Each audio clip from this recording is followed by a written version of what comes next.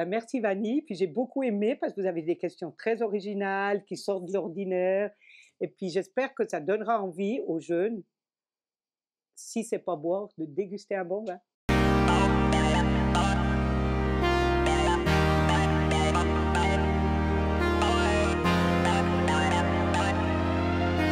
C'est l'heure de la Goutte Podcast.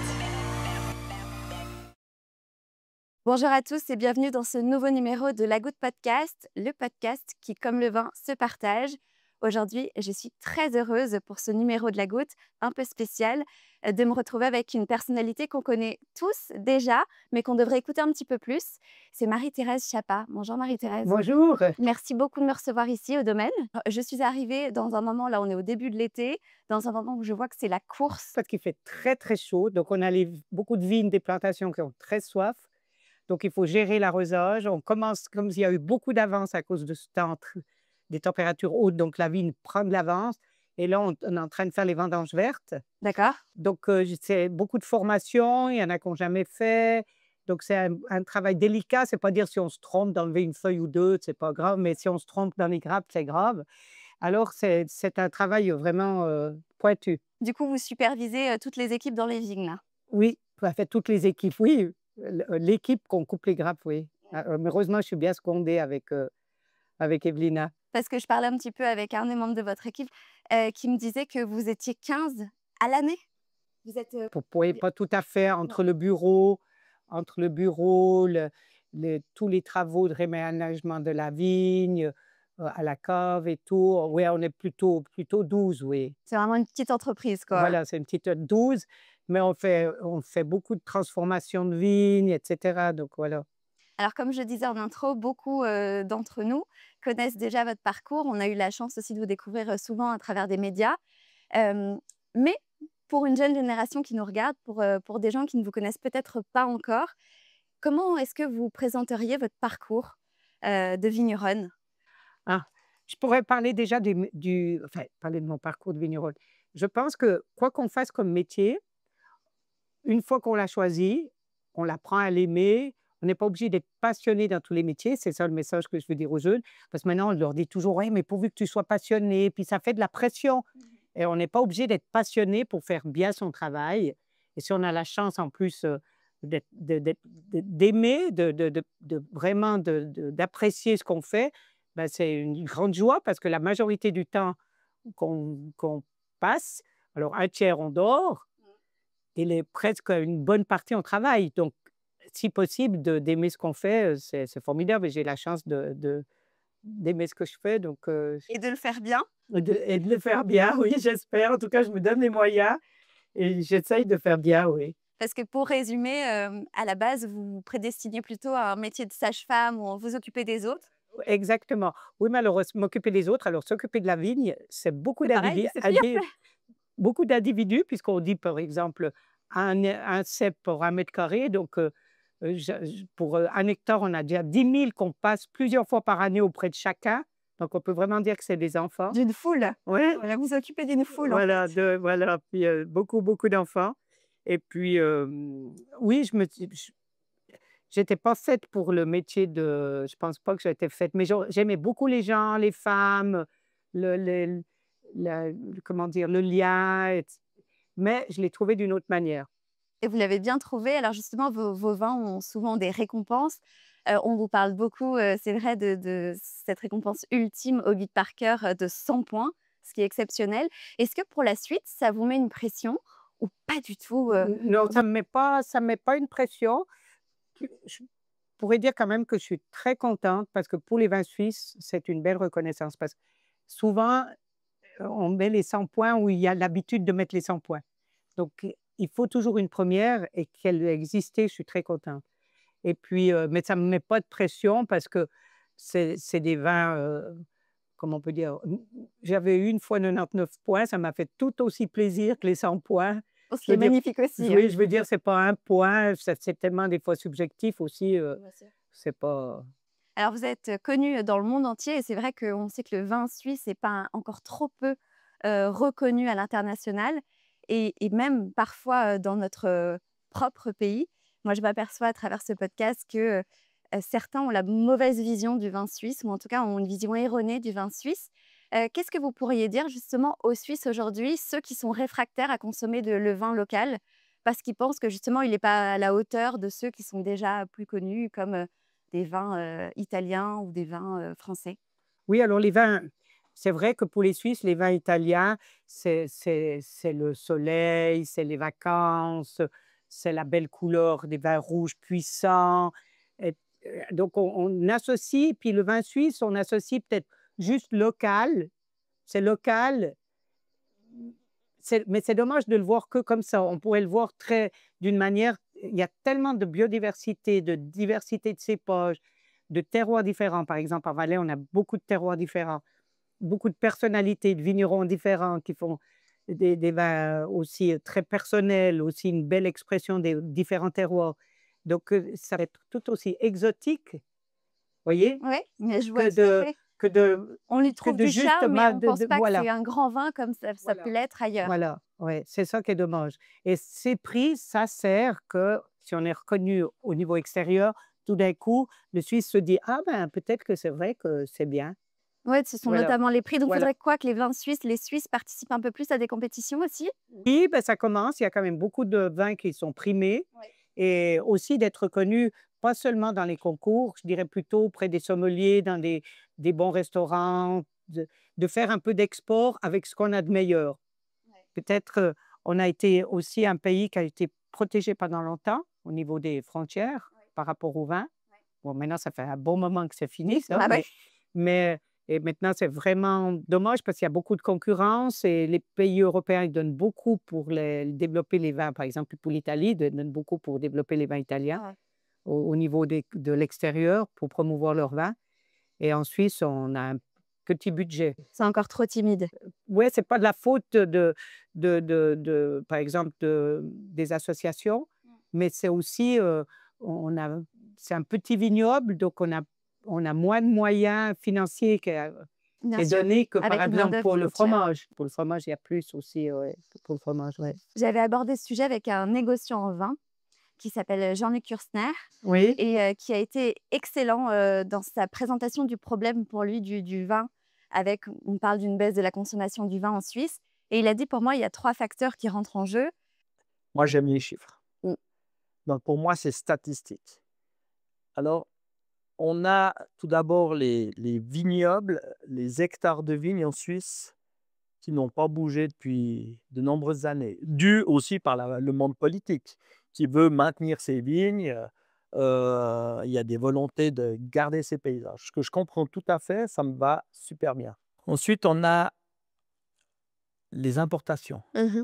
On a quand même dans un marché libre qui est pour la Suisse extrêmement ouvert et très concurrentiel, puisque les contingents d'importation en Suisse, c'est 170 millions de litres avec une taxe basse. L'année dernière, c'était 133 millions de litres. Donc, ça veut dire qu'en Suisse, on n'est même plus capable de consommer tout ce qu'on pourrait importer à bas tarif. Ça veut dire que pour la production nationale, c'est un challenge de tous les jours, énorme.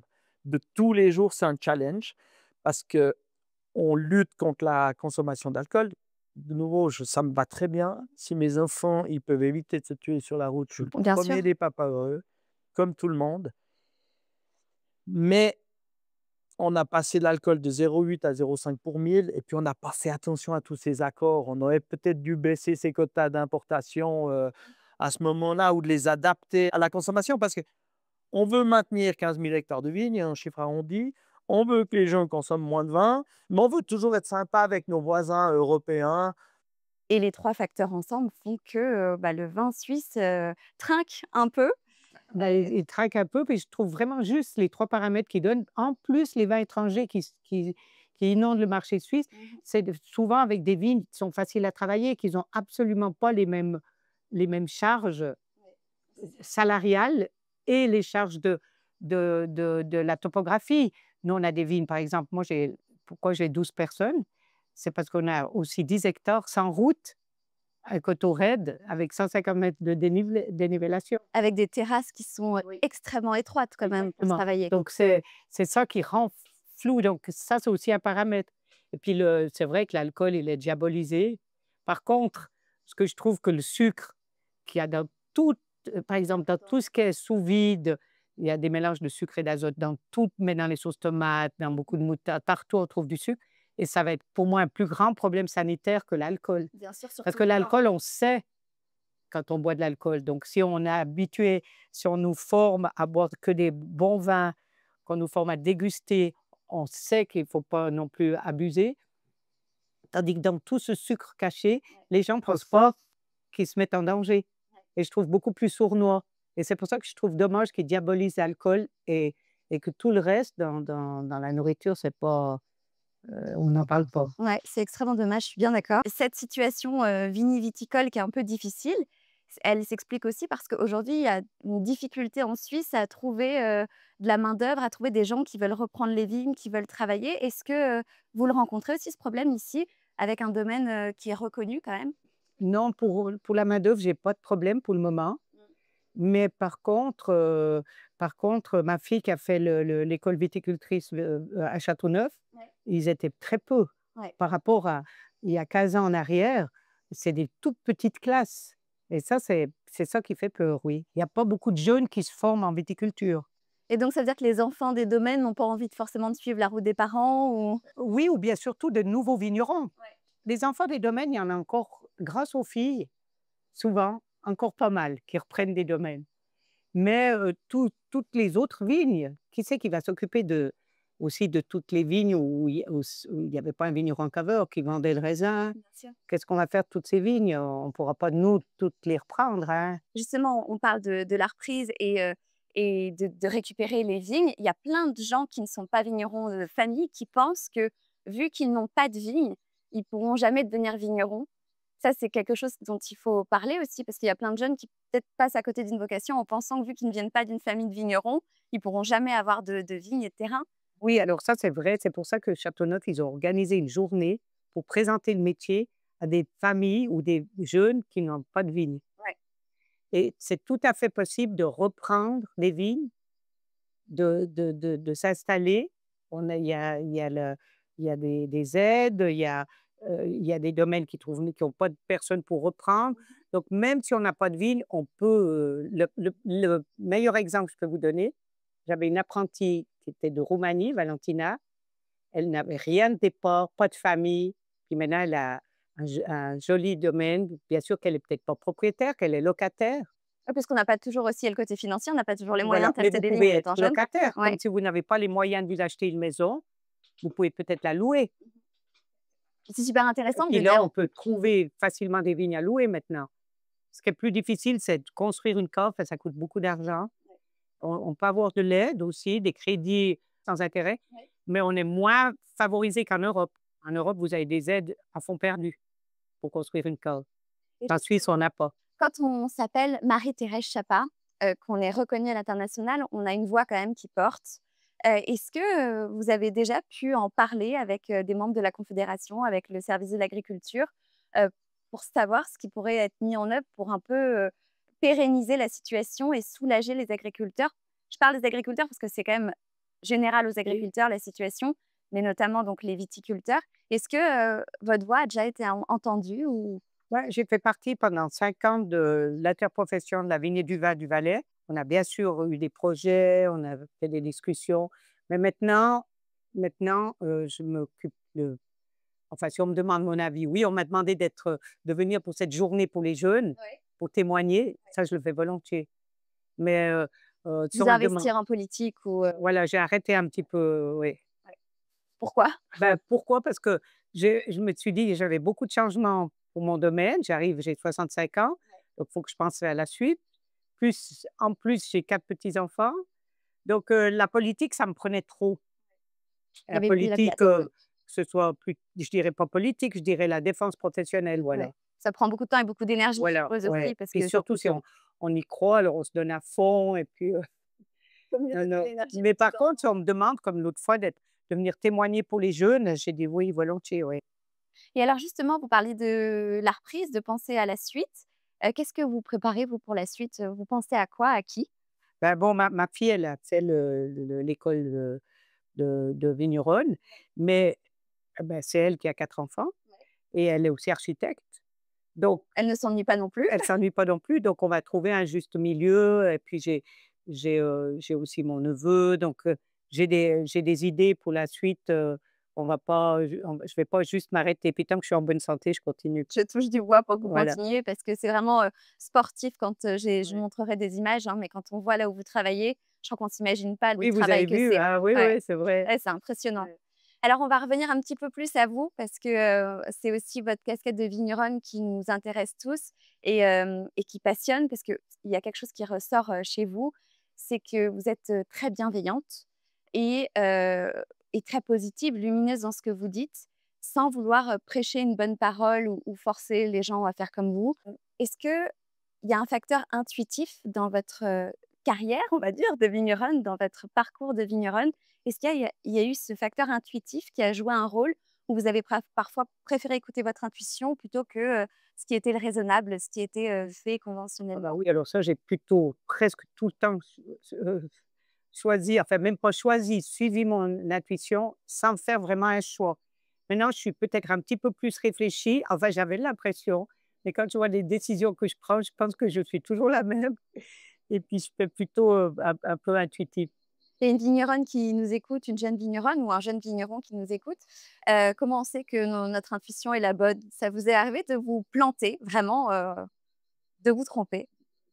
Mais peut-être pas dans des choses, oui, j'ai quand même fait, hem, un de mes défauts, c'est que je rencontre une manière, voilà, une nouvelle manière de travailler la vigne. À la place d'expérimenter sur un petit bout pour voir, Vous passez tout, je passe, par exemple, pour avoir planté d'abord directement le porte-greffe et greffé dessus sur place à la vigne, à la place de faire d'abord un petit bout, j'ai foncé parce que je trouvais ça extraordinaire, l'idée. Mais des fois, ça m'a servi. Quand j'ai rencontré la biodynamie, j'ai décidé de faire la biodynamie et c'était une très bonne décision, voyez? Donc des fois, c'est bien, mais c'est jamais des choses, graves, c'est pas on peut comment on peut dire ça? On se trompe peut-être de un petit peu de chemin, mais on peut toujours revenir en arrière. Puis mais on comment on peut dire? C'est pas le la mauvaise direction. C'est peut-être pas le bon chemin pour y arriver, mais la direction, elle est bonne. Donc le message, c'est qu'il faut quand même écouter son intuition. Voilà. En Moi, tout je cas pour pense vous? ah oui, pour les jeunes, je pense qu'il faut écouter son cœur, son intuition, puis souvent, on a une petite voix raisonnable qui nous dit: «Mais non, il pour finir, ce sera bien quand même» et quand la voix de la raison, souvent, c'est qu'on arrange pour pas écouter notre voix. On arrange la situation pour que ça nous semble, juste, qu'on ne doit pas le choisir. Manière de aussi de pas se tromper, c'est, souvent l'être humain, il est comme l'eau. C'est-à-dire qu'il va où c'est le plus facile. C'est-à-dire que l'eau, elle va aller puis elle va descendre plutôt que monter. Alors nous, l'être humain, on est aussi comme ça. C'est toujours plus facile, on choisit la facilité parce que, ben, c'est plus facile. Souvent, c'est le plus difficile qui est juste. C'est vrai? Oui, en tout cas pour moi, pour ma vie. Je fais pas une généralité, mais il me semble que quand on choisit trop vite la facilité, c'est que ça nous arrange. Il faudrait plutôt choisir. Est-ce que c'est, par exemple, bon, moi je m'occupe de la vigne. Est-ce que c'est bon pour la vigne? Est-ce que c'est bon pour l'homme qui y travaille, pour la femme, bien sûr? Est-ce que c'est bon pour les insectes? Est-ce que c'est bon pour la vie des sols, la vie des papillons? Et si on tient compte des trois, mais pas de nous personnellement, dire ah, mais je fais ça, c'est plus facile pour moi. Fatigant. Voilà.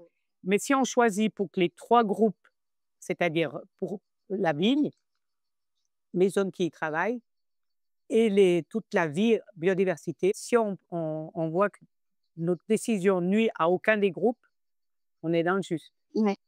Tandis que si on choisit, par exemple: «Ah ça va faire le meilleur vin possible», mais que cette décision, elle fait qu'on tue, par exemple, ou bien on laisse pas assez d'herbe pour les insectes, c'est peut-être pas le mieux. On va le regretter. Voilà, voilà, voyez ce que je veux dire?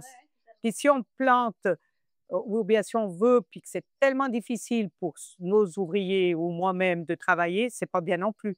Donc on doit penser à tous les groupes et je pense que on risque moins de se tromper.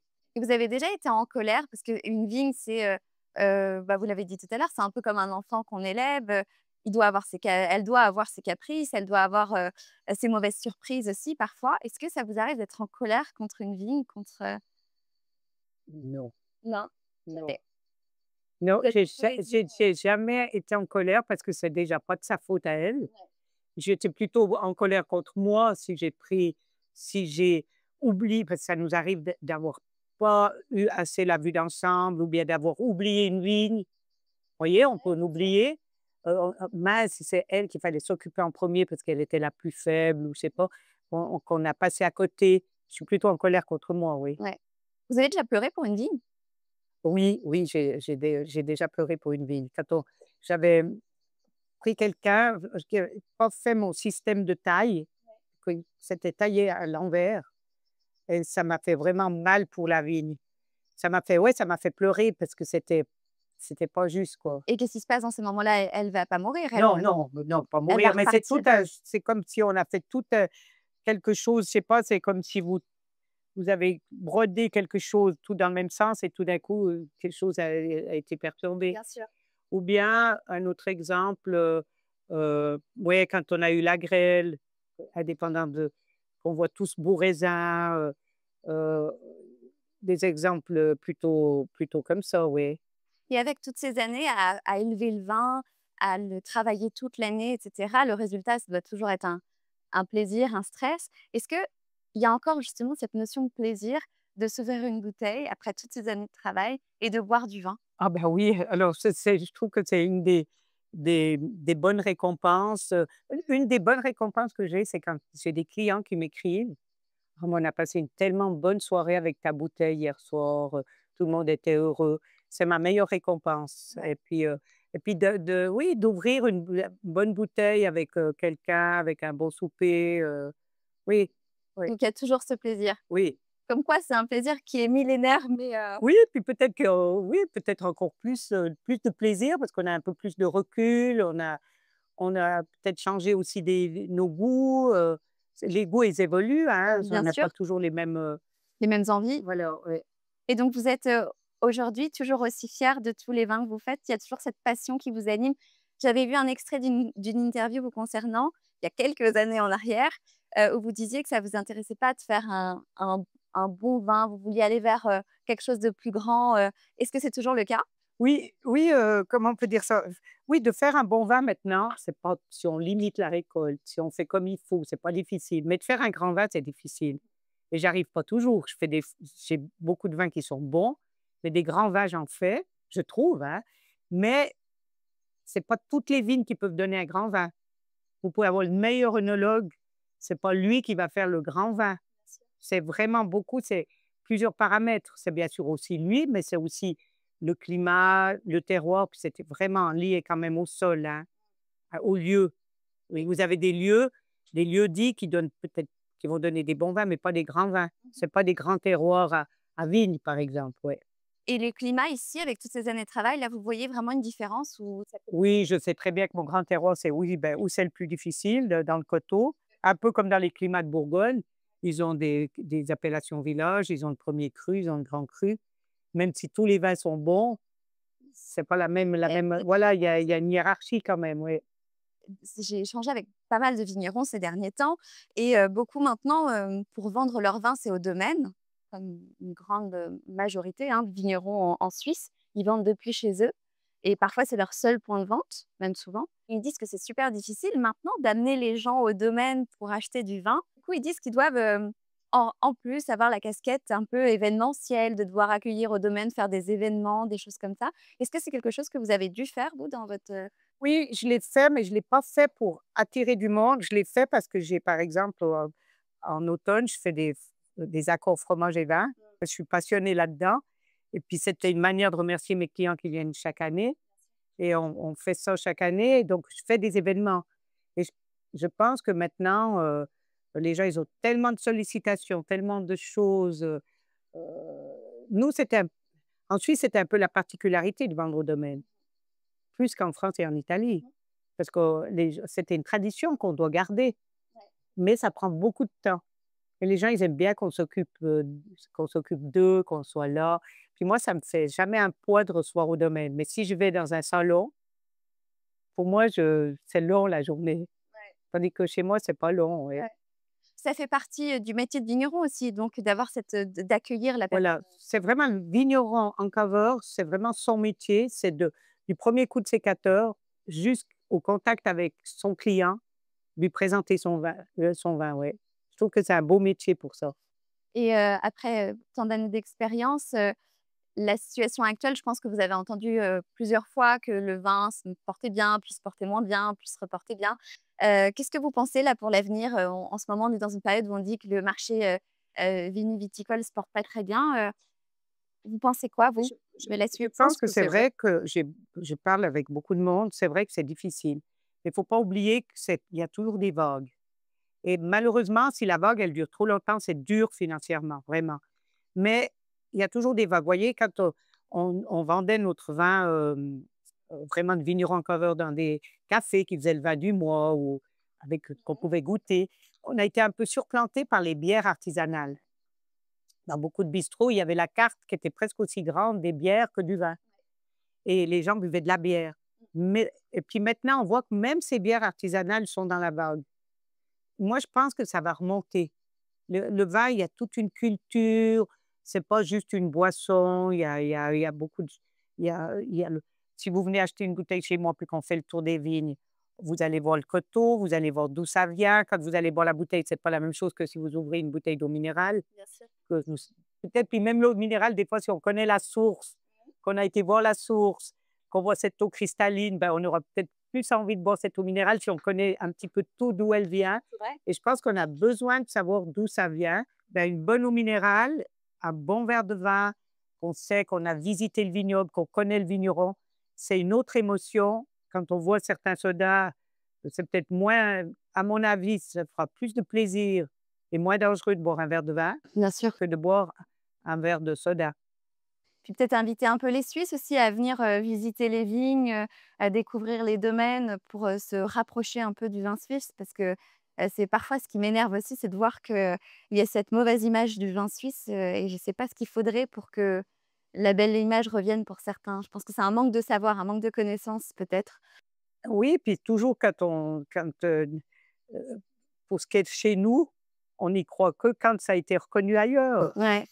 Donc ce qu'il faut peut-être faire, c'est d'être reconnu ailleurs pour que les Suisses se disent: «Ah mais quand même», mais j'avais l'impression que que les Suisses, ils commençaient à s'intéresser un peu plus à leur vin de chez eux, pas seulement pour boire local. Ouais, notamment Covid, je pense que ça a servi aussi aux gens à se dire: «Bon, bah, on va connaître ce qu'il y a autour de chez nous», parce que parfois il y a des petites pépites autour de chez nous et on ne savait même pas.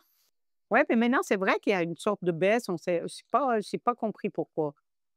Avec les 3 paramètres que vous avez dit, oui, Je pense qu'il y a mais aussi un facteur financier, c'est ce que je ressens. En tout cas, moi, je m'amuse en ce moment à interviewer des gens, pour savoir leur consommation d'alcool. Ce qui ressort souvent, c'est le prix. C'est, bah, j'achète au supermarché et mon budget, c'est 8-10 francs. Donc c'est aussi parfois peut-être bien une sûr. question financière, quoi. Ouais. Les gens ont pas forcément, serrent la ceinture comme on dit, mais c'est peut-être un peu la situation actuelle aussi, je pense. Mais oui, oui, c'est ça le problème, c'est les bains suisses, ben, par rapport à, comme j'ai dit avant, la topographie, la difficulté des vignes, la main-d'œuvre qui est beaucoup plus chère, ben, ça fait que le vin, il est plus élevé. Mais peut-être, je dirais, boire moins souvent, mais meilleur. Ouais. Peut-être si on met, par exemple, 3 bouteilles à 10 francs, peut-être en mettre qu'une à 30, Ouais. peut-être. Et avoir le plaisir de savourer un Voilà, vrai bon vin. voilà, oui. Et c'est comme ça que la connaissance, elle vient mieux, oui.